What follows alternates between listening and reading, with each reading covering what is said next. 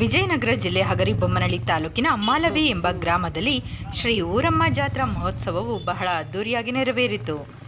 ಈ ಜಾತ್ರಾ ಮಹೋತ್ಸವವು 5 ವರ್ಷಕ್ಕೊಮ್ಮೆ ನಡೆಯಲಿದ್ದು, ಊರಿನ ಕಲ್ಯಾಣ ಹಾಗೂ ಮಳೆ ಬೆಳೆ ಸಮೃದ್ಧಿಯಾಗಿ ಆಗಲೆಂದು ಗ್ರಾಮದ ಜನತೆ ಈ ಜಾತ್ರೆಯನ್ನು ಶ್ರದ್ಧಾ ಭಕ್ತಿಗಳಿಂದ ಆಚರಿಸುತ್ತಾರೆ.